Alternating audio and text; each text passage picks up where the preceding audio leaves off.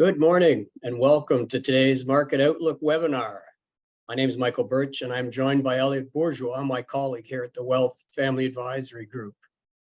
We are delighted to have our guest, Craig Basinger.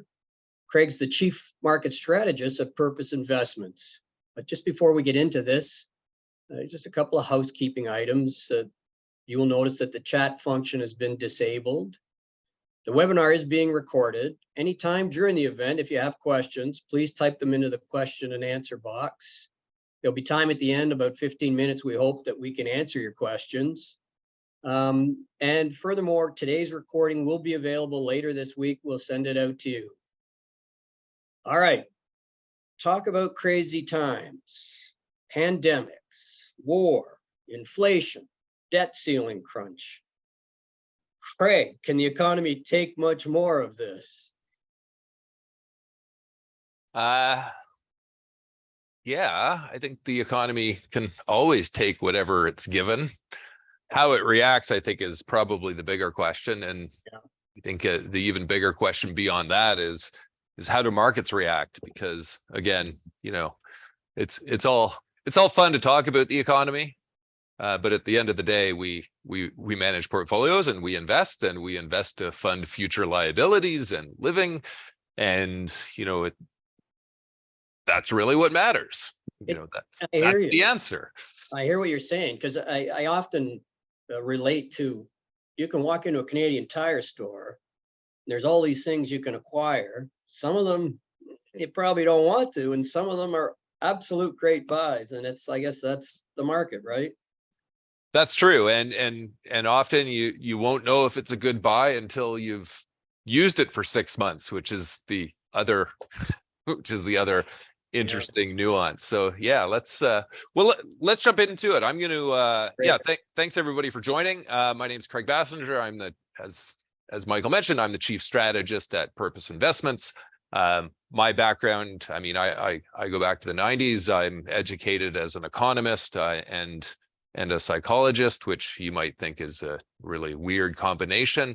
But nonetheless, you know what makes the market and what makes the economy? It's all of our behaviors. So actually understanding the way people think does come in a little bit handy.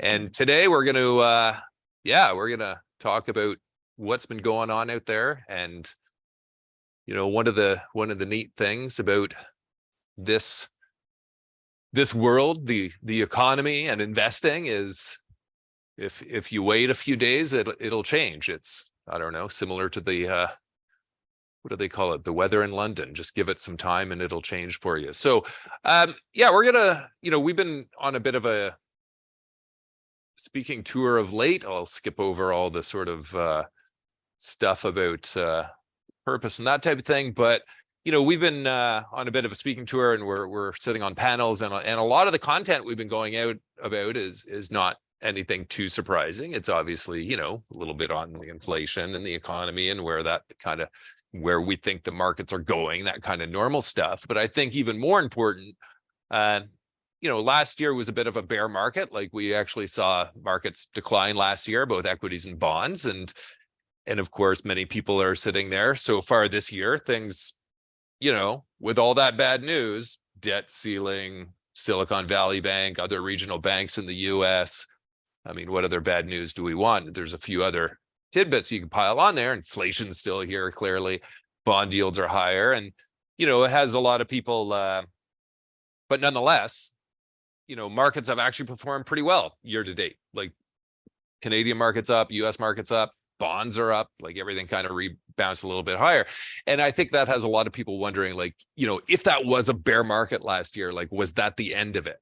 And, you know, I think it's a legitimate question. This fun chart, and I'm trust everybody can see the screen, but, you know, this fun chart is just, it's the S&P. So I do apologize. I'm not American. I'm proudly Canadian, but they just have longer, better data. And a bigger market as well. But, you know, this is the S&P going back, call it 100 years. And, you know, those red bars at the bottom, those are bear markets. And, you know, truth be told, 68 weeks long, that's how long this little red bar on the right-hand side is. down 25% at its sort of max drawdown, that's not too far off kind of the median duration of a bear market at 64 weeks.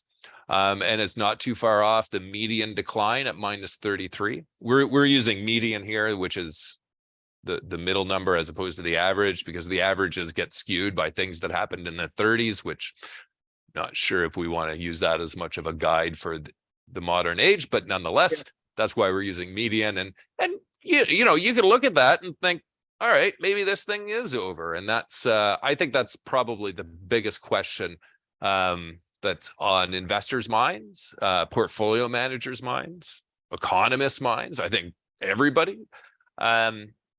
And that's what I'm going to talk about today. Whether we think, you know, clearly last year was painful. This year's been the opposite of painful, pleasurable, let's say.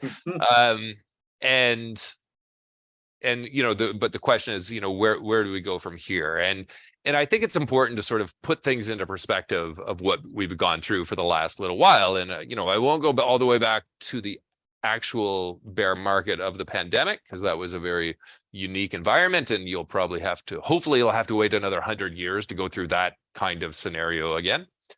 Coincidentally, the last pandemic that caused something similar to that was 100 years ago, so we'll just cross our fingers that it's a 100-year kind of event. But nonetheless, coming out of that, you know, the markets did get silly, and the markets got really silly in 2021. And I mean, if you think this year is kind of pleasurable because cash is making money, equities are making money, bonds are making money, like 2021, like everything made money, and a lot of money. Like things went up really fast, and it didn't matter what they were, things were going higher. And, you know, you can attribute that to, you know, things improved from the pandemic bear, so it was a bit of a bounce off the bottom. You could attribute that to like some great stimulus from central banks. You could contribute that to the fact that the world was evolving and adapting to COVID, and you know, it wasn't, I'm not belittling how terrible it was, but at the end of the day, it wasn't as dire as from an economic perspective, and things were recovering. So, you know, things flew, and they certainly got silly. If you look at cryptocurrencies and digital assets and profitless tech, and, you know, companies going to Mars, because why not? Let's go to Mars. I mean, it was a fun time. And do you compare crypto with profitless tech? Are they the same kind of beast? No, because I mean, profitless tech could become profitable. Right. I do wrestle with digital assets. Full disclosure, I work at a firm that has the first you know, Bitcoin ETF that was launched in the marketplace that's been quite successful. I still wrestle with the actual use case of digital assets. I agree with some of the arguments, but I still think it's a speculative tool, and speculation's fun, but keep in mind it's speculation. Yeah. Sure. But, you know, coming off that like happy-go-lucky days of 2021, we ran into 2022, and this is obviously what's still fresh on everybody's mind. We had equities move lower, bonds moved lower at the same time, which wasn't much fun. Yes, and inflation, you know, got out of control to a certain degree, and, you know, maybe stimulus was led on too long.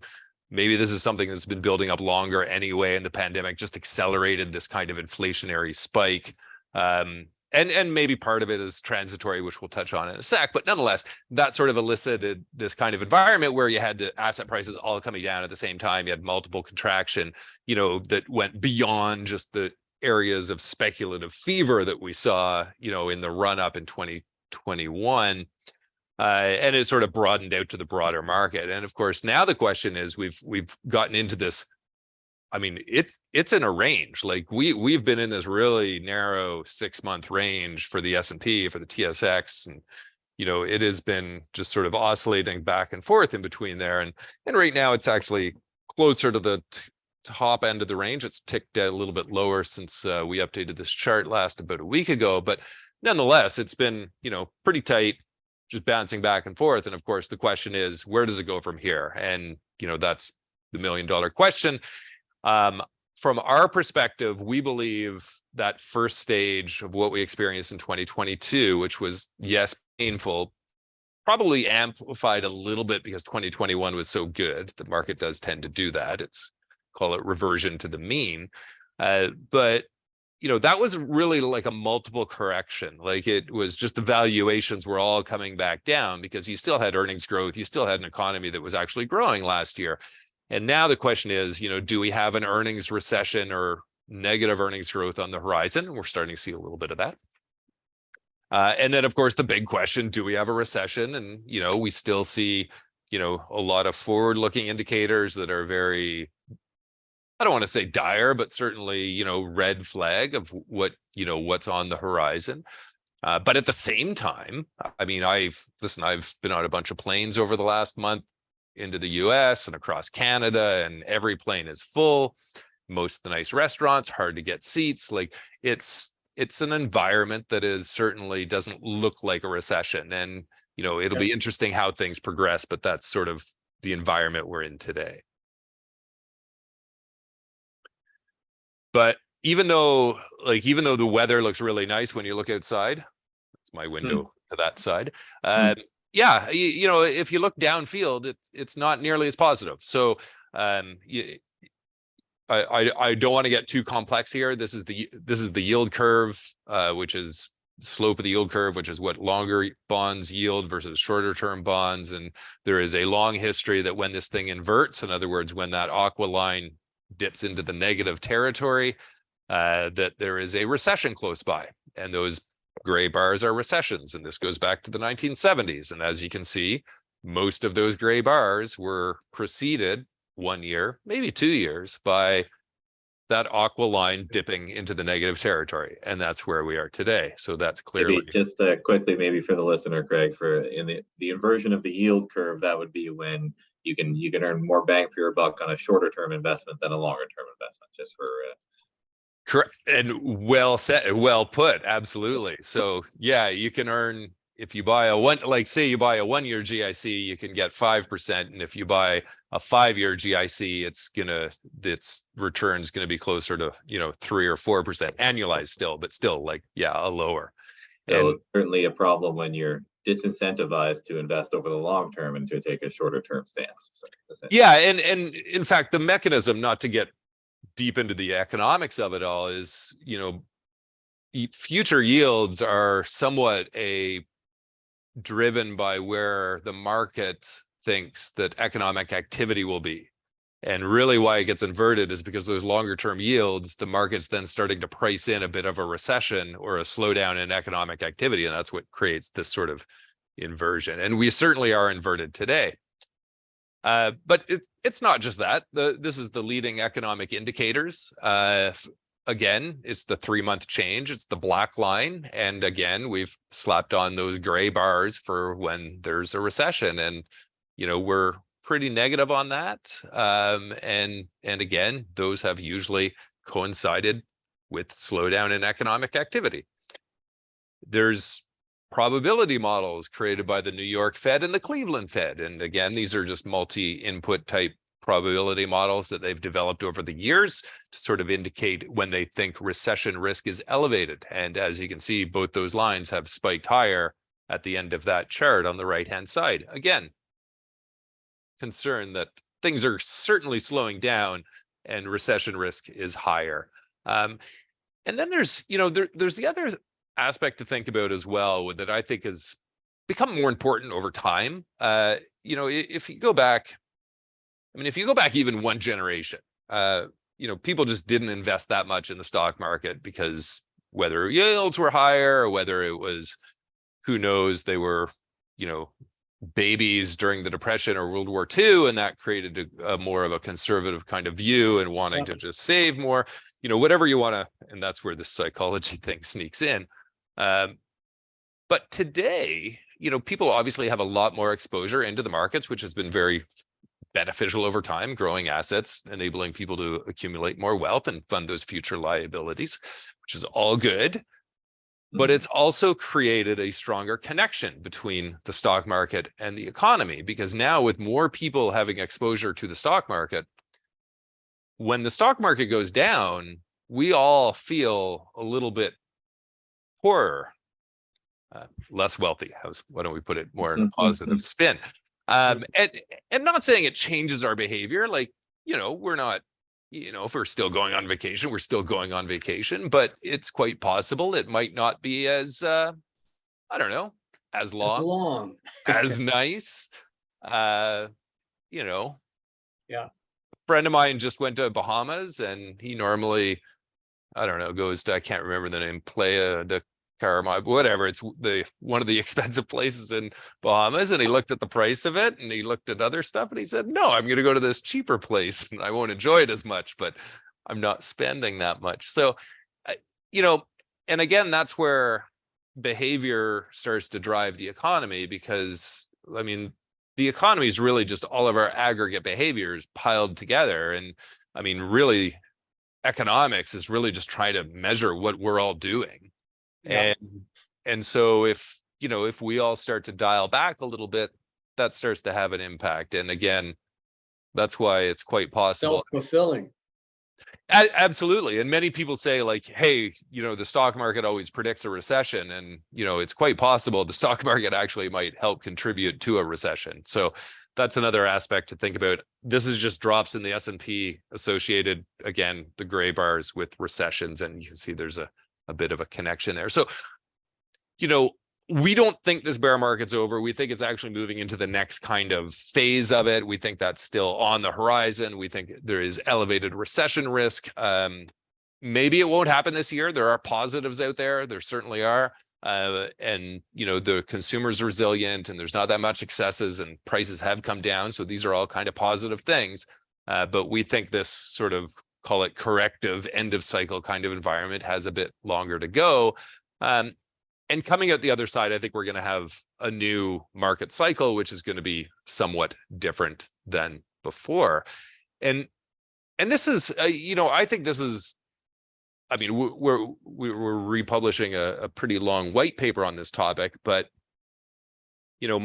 every cycle is kind of different, like, whether it's driven by tech or commodities or banks or real estate, like they're all different every time. Like, there's no standard playbook. There's no, hey, this is what happens here, then it goes down, and then it goes back up. And then there's no, mold that they all fit into, but there are, different aspects, and different parts of the market perform better in one cycle versus another. And I think it's important, because we do think we're in a cycle ending environment. I think we're partway through it. Hopefully we're most of the way through it.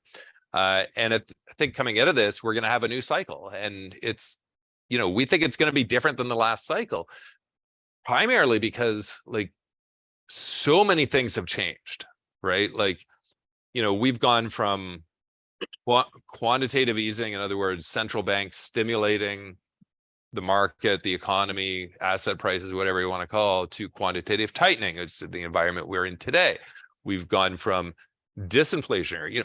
It wasn't that many years ago when different countries and different central banks and different policymakers were concerned about deflation. Like, that was oh no, it looks like we're going to run into deflation. That's the worst thing in the world. Clearly that's not today. I think everybody would kind of welcome a splatter of deflation at the moment, because inflation's become, obviously the bigger issue. We've gone from, the last 15 years, very low yields and falling, to, I'm not going to say they're high right now. Maybe they're normal, hard to say. We've gone from an environment where everybody works in an office to something different. Globalization is changing as well. More companies are onshoring now, or diversifying their supply chains. Peace, I'm not going to say we're at war. I'm going to say less peace. But yeah, we've got a lot of sort of big changes that have gone on, maybe partly caused by the pandemic, certainly partly accelerated by the pandemic and kind of what followed. But nonetheless, very different than it was before. And that has performance and portfolio implications, because, if you look at, how things performed in the last cycle, and if you do agree that things are going to be different in the next 5-10 years as the next cycle gets going, hopefully soon, then yeah, it's it's a different kind of environment. So, you should at least, not saying you should change everything completely, but you should be at least acknowledging that things might be different, and things that worked really, really well in the last cycle might not be the stars in the next cycle, and things that worked not so well in the last cycle might actually be, really good things in the next cycle. That's interesting, Craig. Maybe I'll just go back to the last slide that you had there, seeing that the next cycle might be driven by fiscal excess. I don't know if that is if that's a good primer for the rising in the debt ceiling that is making the news right now in the United States. I know the monetary policy is certainly, we're all hearing about interest rates and how interest rates are affecting financial plans. We'll talk about that a little bit later, but so how does fiscal excess play into the next bull cycle in your view? Yeah, I mean, from my perspective, I think, and from our perspective, the last cycle was disinflationary. Like, it had this disinflationary blanket on it, and that enabled central banks to do whatever they wanted. They could, stimulate with $1 trillion of monetary stimulus, and you wouldn't get that inflation byproduct. So they could do whatever they wanted. Not saying, I mean, was all good intentions, but nonetheless, it sort of enabled them to behave that way. In the next cycle, I don't think we're going to have that, because I think inflation is going to be a recurring issue. Not saying I still think it's coming down this year, but it's not going to get back down to where it used to be, and it's going to be more volatile. And I think that's going to sort of open the door for more fiscal kind of oriented stimulus. In other words, the true spending kind. Don't know if that's a good idea or not, but that's our viewpoint, because I think the monetary side is going to be alleviated a little bit. Now, you brought up the debt ceiling, so I'll share my thoughts on the debt ceiling. I could care less, to be honest. Yeah. This is a politically contrived fight. It is a politically contrived. Every statement is completely driven by whatever agenda you're trying to promote. And, I shouldn't say I don't care, but in my view, there's kind of a couple of different scenarios. One, all right, maybe it gets fixed before the market, let's say, throws a hissy fit, right? So that's the good solution, because this is just posturing and stuff, right? So if that's the case, then, markets kind of sail through this, maybe with a little bit of wobble. If the other scenario happens where things do start to look like they're coming off the rails, and there's not going to be an extension to this arbitrary number of how much debt they can issue, then yeah, markets could drop. Markets could certainly, drop lower pretty quickly, and you could have some issues in the bond market and some other issues on that side, and the government might threaten to shut down, or might shut down, the U.S. government, that is. And what'll happen is the same as what happened in sort of 2011, is as soon as people start to be sent home, they stop liking whichever party they believe caused that. And, it'll be one party that realizes that they're going to start losing voters. And that'll get them both back to the table, and they'll find a solution, and then the market will bounce back up. So I don't know which of those scenarios or how that's going to make its way through. But I do feel pretty confident in 1 month or 6 weeks time, we'll have a resolution one way or the other. And if markets had dropped during that painful period, they will probably bounce back once a resolution's resolved, because this is all just, it's silliness, but what can you do? Is it as simple as a resolution, or is there actually too much government debt? Like, is there going to come a time when people are going to just, well, so that's a whole different question. Like this debt ceiling is just like, we have a number that we say we can issue treasuries up to this number, and then we have to get Congress to approve an extension of it. So this is like, that first number is arbitrary. There is no shortage of people willing to buy treasuries if they are allowed to issue them. Okay. So right now, 100%, there is no shortage of buyers of debt for most countries. So what you're talking about is like when people start to say, yeah, that's too much debt, like I don't want to put my money there. that might come down. That's sort of what we went through in the early 90s when people had to become more fiscally disciplined. And that'll probably happen someday again. I think one of the good news aspects of it is, I think if that does start to become an issue again, so that's, the willingness of bond buyers to buy your bonds at the government level. I mean, we're going to see it in a lot of other countries before it gets anywhere close to the US or Canada. Yeah. So that's then we'll start to figure out how to deal with it, because right now there's no issues on that. Yeah. I mean, I've heard many people say governments don't repay their debt, they just carry it.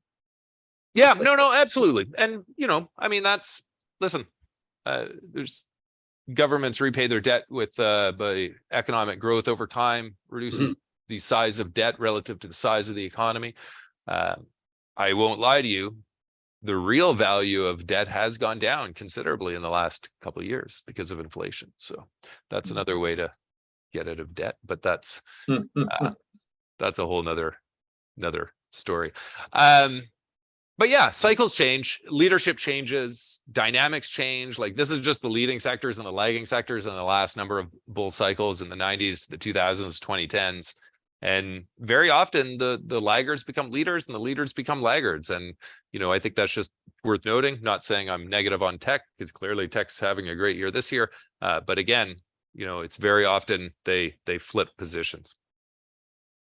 But I think if you're thinking about the next cycle, and I think you need to think about the last one. And like I said, it was very disinflationary. We had really low economic growth. This is global GDP growth for the entire decade last year on an average annualized basis. And it's, was one of the slowest decades of economic growth in history, but also created like a lower inflationary environment that enabled asset prices to move higher. And that's, not necessarily a bad thing. And that certainly wasn't a bad thing for investors. I think the last cycle was very kind to investors. And the question is, though, has that changed? And, this is inflation. So I'll touch on inflation here. I mean, our view is inflation's coming down. The question is, how fast? What does it look like? But we do think in the next cycle and in the next number of years going forward, it's not going back to where it was. Like, it's not going back to like being sub 2%. And I think that has implications on investing, implications on what central banks can do, when they can stimulate, when they can't. And in fact, we're even seeing that now. Like, we're seeing, the US central bank wrestle with trying to support their regional banks that are seeing deposits just moving around. And at the same time, they're trying to, still increase interest rates to fight inflation and draw down their balance sheet. So it's gotten a lot more muddied from a stimulus perspective. And I think that's just going to create more volatility in the next cycle. You mentioned banks there. Yeah. Canadian banks don't fall under any of these kind of worrisome scenarios, do they? Well, or do they? No, probably not. I would say, our banks, our banks enjoy a nice oligopoly, so there's that advantage. Yeah. But, I think a lot of the US system has, aspired to be more like Canada. And that's what they've done with a lot of their money center banks, like the larger ones, JP Morgan, Citi's, Bank of America, trying to develop closer models to how Canadian banks are governed. We do have much stricter capital requirements in Canada. I think they're more thoughtful and they're more, stability oriented, as opposed to, let's say, some things in the US weren't very stability oriented. They might have been a little bit more growth oriented, right or wrong, depends on when you're looking at it. Because there's been lots of time where their banks vastly outperformed ours from a price perspective. Clearly that's not going on today. So ours are very different. And what's been going on in the US, and again, this is mainly at the regional bank level, which is a very different kind of animal in the US. Like, regional banks, and even they're very large. They're super regionals, like they're in a number of states, but they're not you know, they're not national banks similar to like a JP Morgan or a Royal Bank in Canada. And, you know, I think a lot of their business models were possibly a little bit flawed. They had some mark-to-market issues where they didn't price things, not their fault, like it was regulated how they could price things, and that created this weird environment that has caused some stresses in that system. And probably the biggest stress is the one that's going on right now, which is, you know, everybody and their, you know, aunt and uncle has realized that my money sitting at the bank earns me 0.5% of interest now. I mean, it used to be 0. Maybe it's 0.5% now. Maybe it's 1%, depending on which bank you're at. But I can go out and I can buy a money market fund or a GIC and I can earn 4 or 5%. So that's created this like flow of money that's been moving out of deposits and going into other cash vehicles, and that's creating some instability. Now, I'll be honest, a lot of the money, and this is in the regional banks in the US, you know, money coming out of those banks and going into other vehicles, the money actually goes back into it goes back to a bank, just at a different price point. Like, it's not actually being completely taken out, but with such big numbers moving around, there's some banks that are more exposed and more, you know, at risk. And that's really what's been going on, and the Fed's backstopping it. But nonetheless, it's created a stressful environment for the regional banks. And, you know, it'll be hard to say how that sort of transpires going forward. It certainly is a risk. The good news is in Canada, where our banks are a very diverse deposit bases to begin with. So, you know, that's a big benefit. And yeah, we have a lot tighter regulations as well. Great. But yeah, like, you know, some of the aspects from, you know, like I said, like the last cycle was very disinflationary. It's like, it was a smooth ride, and like there wasn't that much volatility. And we think, even though, you know, this chart's kind of highlighting the pandemic caused that big spike down there on the top right and a big bounce up, you know, we think we're moving into an environment that's probably going to have bigger swings in the market. And I think it's central banks won't be able to support it. It's going to be more volatile. Economic growth is probably going to be more volatile. Not necessarily a bad thing, because sometimes it'll be higher, sometimes it'll be lower, but very different environment than we had before. And that's probably leans itself to sort of more, you know, either being a bit more tactical or not being as fixed on your asset mix type thing. It's, you know, it's just going to create sort of bigger swings. But there's good news out there too, because obviously nobody likes big swings for some reason. Even, I mean, if you get to the same point, it doesn't really matter as long as you didn't make a behavioral mistake. But there are some good news out there too. And one of them is, you know, if you look at the last cycle, all your returns came from equities. Like it all came from stocks, and bonds contributed just a little bit. So this is just a breakdown of the last cycle, you know, a 60-40, 60% bonds, 60% stocks and equities and 40% bonds, where your performance came from. And that little bit at the top came from the bonds, that 40% allocation. And that big chunk at the bottom is what you got from stocks, the stock market. And, you know, that's clearly tilted, right? Like that's tilted to one side, not to the other. And one of the good things, I think, with the higher yields that we've experienced, I think that balance going forward is going to be better, because now all of a sudden, you know, we're in an environment that has yield. So, you know, we stole this chart from BlackRock, but nonetheless, this is showing around the world in the bond market how many percentage of bonds that are trading with a 4% yield or higher. And as you can see, from like 1999 up until 2009, like a whole bunch of the market traded above 4% yield, and then we had this big chunk in the middle where nothing had much of a yield except for like really risky areas.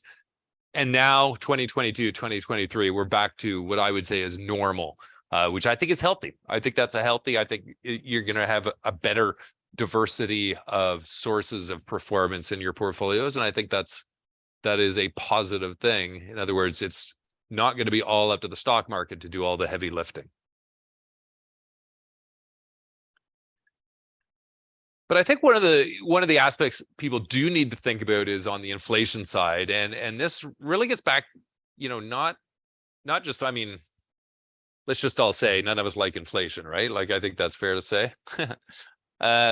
Everything costs more, we don't like that. But I think the markets don't like it. And clearly that's what we went through last year. But I think one of the other aspects, and you can make fun of my financial planning exercise here in a sec, because it's not my forte, but I think one of the bigger impacts of inflation is, what does it mean to my financial plan if inflation's going to be higher than it has been in the past? And that's a real risk. I mean, most of us, most on the financial planning side, when you look at portfolios, it's, good amount of tax estate planning, how much market risk kind of within the portfolio construction is sort of incorporated.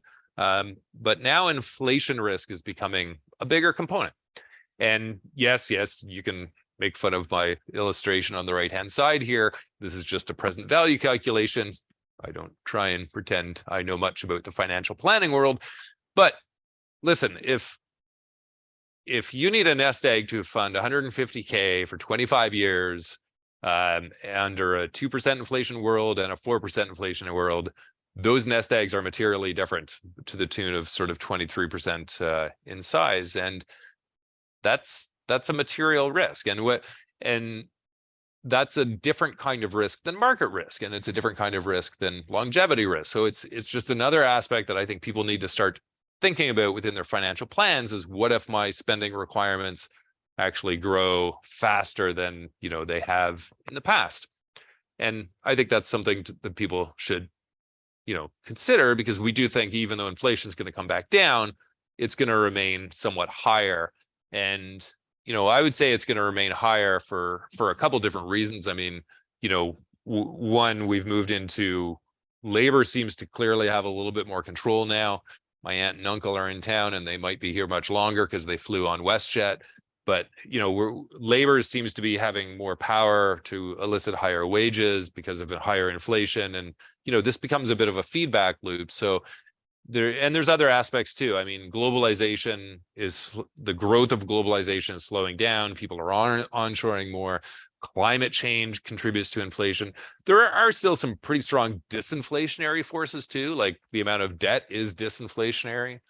Technology is usually disinflationary. I think AI certainly could be.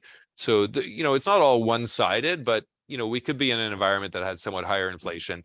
And I think that has a bit of a consideration in portfolio construction. And it's something that we do around here. And, one of the aspects is to help on the inflation side. There's really two different ways to go about sort of mitigating or hedging or reducing that risk. And, one is owning things that keep up or grow faster than inflation. And that really gets you into the commodity space. And you may argue that commodities cause inflation, not inflation causes commodities. It doesn't really matter. They're just really highly correlated. So having a bit more commodity exposure certainly helps within a portfolio, certainly helps mitigate some of the inflation risk based on historical relationships. I think that's one positive aspect to consider. But I will be honest, that's also trading.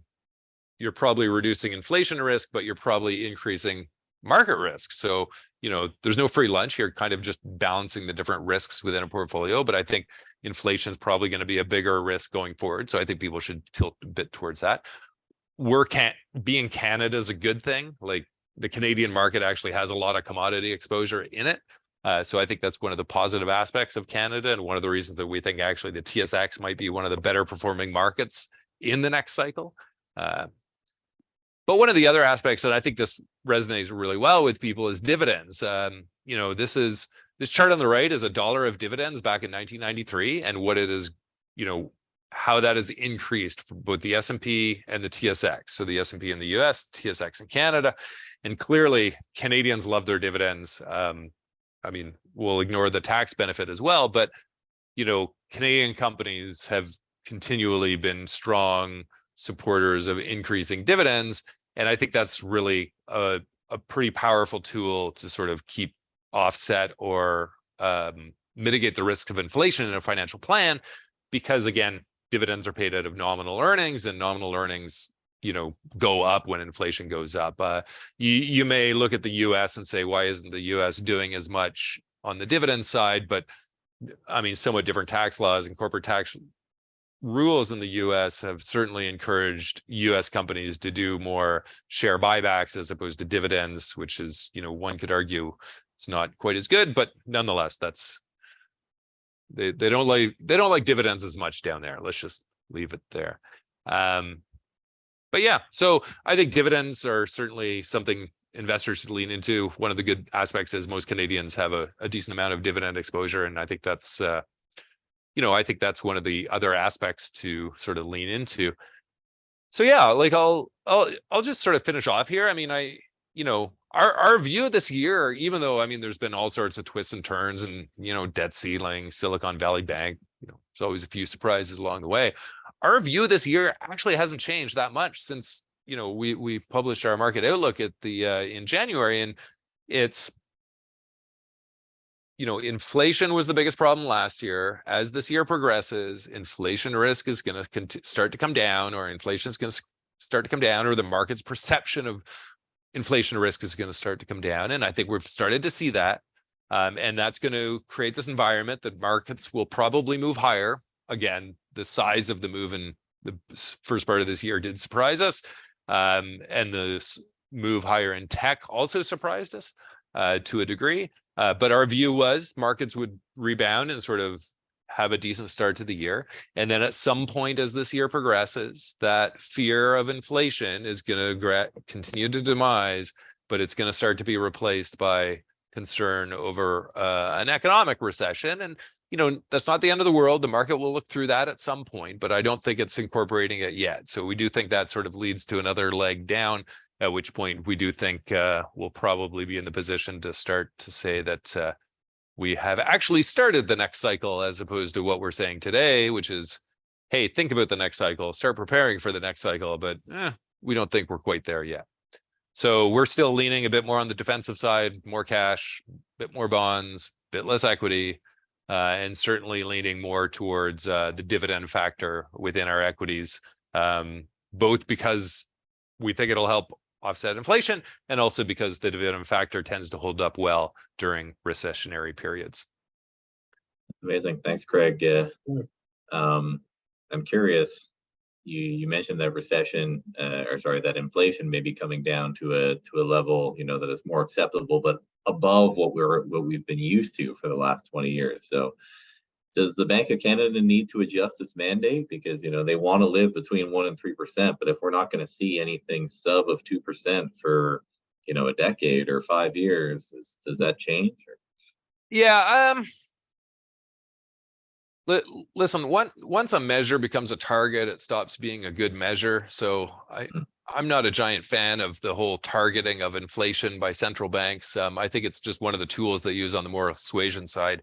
But I think it's probably going to be more volatile. Like, listen, inflation could come back down pretty quickly in the near term and then bounce back up again. So from my perspective, I just think it's going to oscillate higher, and I think it's going to result in central banks being probably more active in both directions. But I would highlight, from an economic perspective, it takes 12 months, 18 months for like rate increases or decreases to like be fully priced into the economy and have their full impact.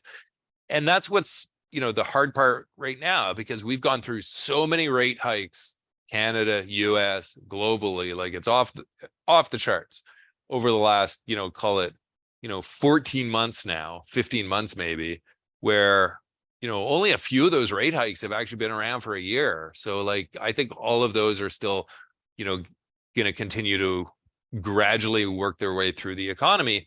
And I think the Bank of Canada is right. I think the Fed's right in pausing. I think, you have to take a step back and say, how much of an impact is this going to have? Are we still fighting something that's actually going to start to roll over on its own because of what we've already done? So still hiking, I just think, is probably the wrong answer. But now we've just been lucky to have lived in an environment, a low interest rate environment for the last decade. But interest rates, are they even high right now, or is this just a comfortable interest rate that we're just not used to, right? I think it's more normal. One of the concerns when rates were so low for so long is it's, and you can blame it on whatever. I mean, you can blame it on central banks if you want. You can blame it on because it was a credit-driven recession in 08 and there was deleveraging. I mean, you can blame it on demographics or globalization. Whatever the cause, it doesn't matter. But when rates are so low for so long, it just creates an artificial cost of capital, and that creates the poor use of capital.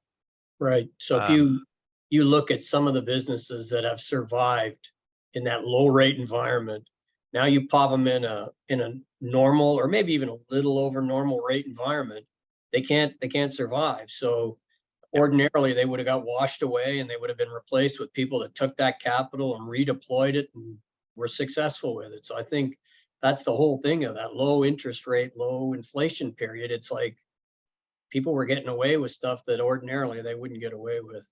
Yep.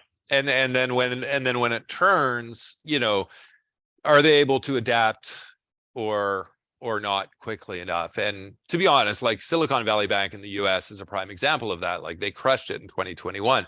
They had the perfect business model, and then the rules changed and they just didn't. And it was too abrupt and it was too fast and it was too much. And obviously they then went under.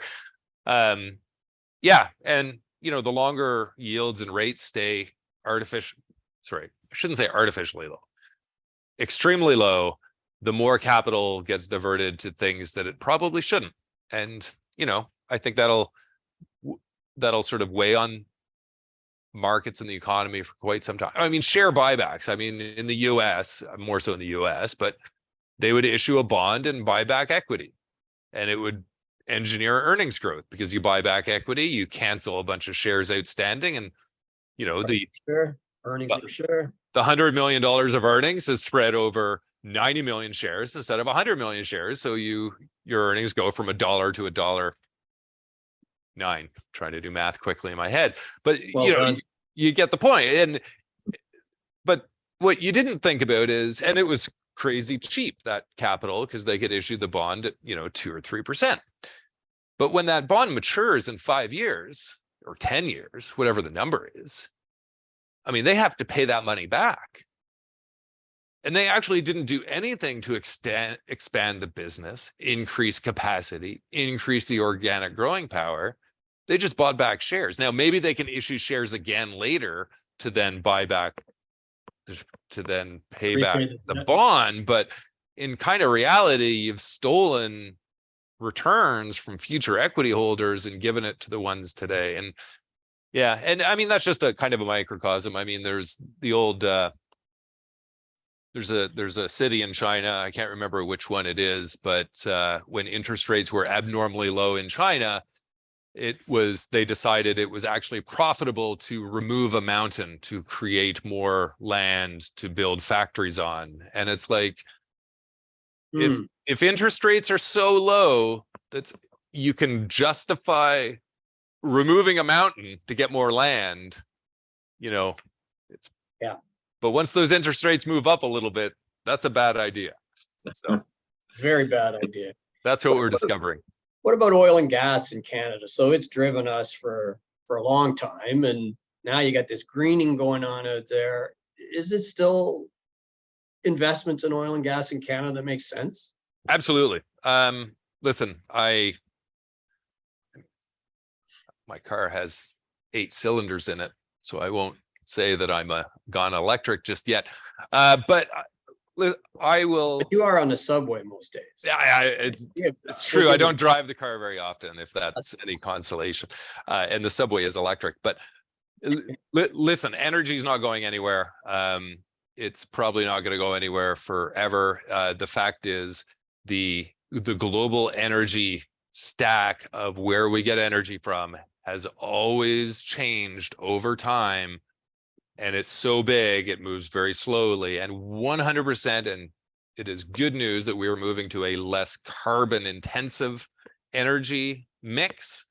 But these things don't change overnight. These things take decades and decades and decades and decades. And, I think on the energy side, we're pretty well positioned. I think, and natural gas is probably something that'll be quite impactful as well. And then I think the fact that we've had limited investment in a lot of the resource space globally actually bodes well for returns. And, I'm a firm believer in, look where capital has been scarce, and companies have been forced to be more disciplined in their operations and in their business.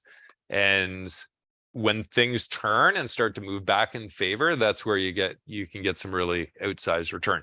Not saying that's my view on energy right now, but I don't think it's going away. And I think Canada's in a pretty decent spot. We have our own political side of things, but that's what we do. So yeah, I think Right. We live in this balance of our now where we want to hedge inflation back by increasing interest rates. But we don't want to do that too much because we don't want there to be a recession. So we're kind of trying to find that sweet spot. In your opinion, what do you think would be more painful to the Canadian investor, to the Canadian citizen? Would it be a recession, or would it be ongoing inflationary, an ongoing inflationary environment? If we were to tip the scale in one direction, to be able to rein one of them in, either it be inflation or to perpetuate the economy, which would be your take on it? Inflation is evil. No. Recessions aren't. Right. I mean, they are if you lose your job. Yeah. But recessions tend to be cleansing, and it tends to reallocate capital and fix where too much capital has been spent. I think the longer things go, it does raise the risk of bigger recessions. But nonetheless, it is a healthy prospect from an economic perspective, and it's good for capital and it's good for longer term returns. Inflation is completely the opposite. Inflation is a massive tax on savers, on people with money, on people with portfolios. It is a big positive for debtors, but yeah, it's a problem, and it's a bigger problem, I think, for people thinking about retirement and other aspects. And so yeah, inflation's very bad. I had a feeling you were going to answer that, which leads me into my next question. What's stopping us? Because we had, there was an environment in the 80s where you get a mortgage of 15-16%. So what is the ceiling here? What is stopping the economy from running away into something like that, where we have to keep running up in interest rates to be able to pull back the inflationary pressures? Because we've seen it before in the past. Yep. No, that's fair. And, the 1970s, which created the 1980 spike in interest rates and yields, and then subsequent response by central banks to get really, really aggressive. I mean, that was born kind of in the 70s. And, you could argue like the 60s were a low interest rate environment that led to a lot of asset price growth and a lot of investment growth. And maybe that's kind of what we had in the 10s leading to the inflationary 20s, and maybe we're following a similar path. But I would say the inflationary feeding mechanism of the 70s is very different than today. Just structurally, it was more an asset heavy economy, more manufacturing, more regulated labor like unions, a whole bunch of different mechanisms that were just really primed to create a stickier environment that doesn't fix itself as quickly. And there's one thing, I mean, like it or not, things happen now faster than ever before.